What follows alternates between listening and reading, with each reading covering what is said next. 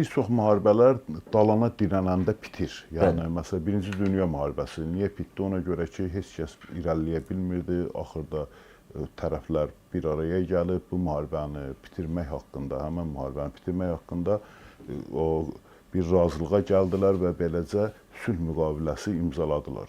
İndi amma bu Ukraynada nədəndirsə bu dirənmələrinə baxmayaraq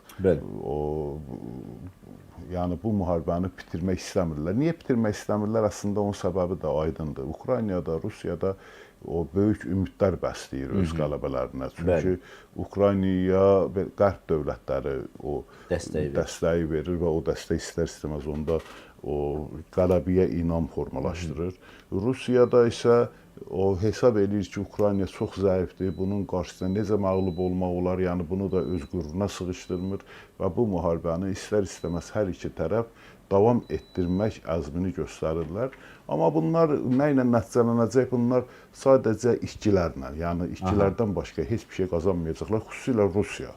Rusiyanın özündə artıq həm iqtisadi, həm siyasi, həm hərbi bir böhranla üz-üzədir Rusiya. Rusiya bütün iqtisadiyyatını yönəldib müharibəyə, bütün iqtisadiyyatı müharibə üçün çalışır. Belə bir vəziyyətdə təbii ki, onun iqtisadiyyatı getdikcə zəifləyəcək, zəiflədikcə də nüfuzdan düşəcək, digər bölgələrdə, digər ölkələrdə, postsovet ölkələrinin o digər sahələrində də öz əvvəlki nüfuzunu itirəcək. Biz artıq bunu elə öz regionumuzda da görürük, Orta Asiyada da görürük və bu istiqamətdə də Avropa dövlətləri, Amerikada da xüsusi bir o işlər görməyə çalışır. Bu yaxınlarda, yəni dün ayın o 8-də ya 6-sında, gələn ayın 8-də yaxud 6-sında Amerika prezidenti Orta Asiya ölkələrinin liderlərini Vaşinqtona dəvət elədi.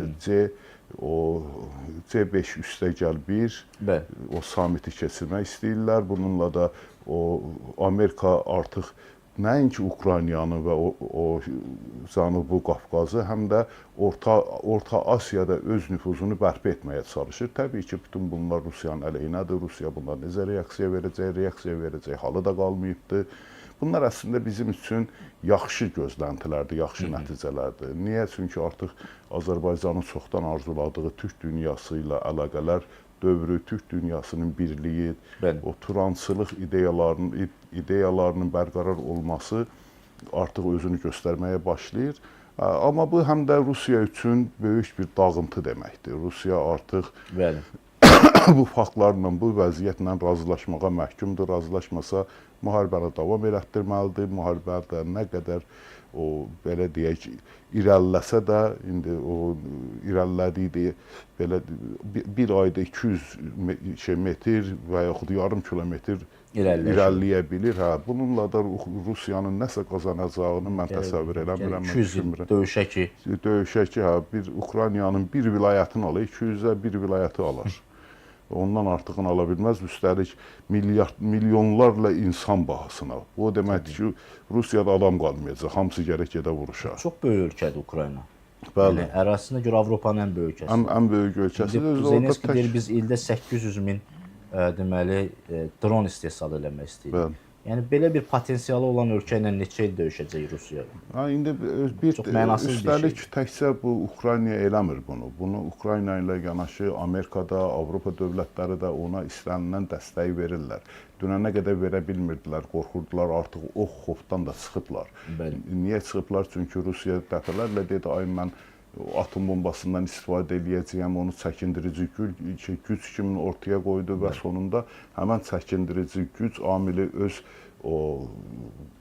əhəmiyyətini itirdi. Artıq o xof yaratmır Avropa dövlətlərində. Əksinə, Avropa dövlətləri Rusiyanın heç bir hərəkət edə bilməyəcəyinə inanır və buna görə də Ukraynanı daha ciddi şəkildə müdafiə edirlər. Yəni, mən belə başa düşürəm ki, mənim anladığım budur ki, Rusiya və Ukrayna bu məsələdə artıq bir araya gəlsələr daha yaxşı bir nəticə əldə eləmiş olarlar.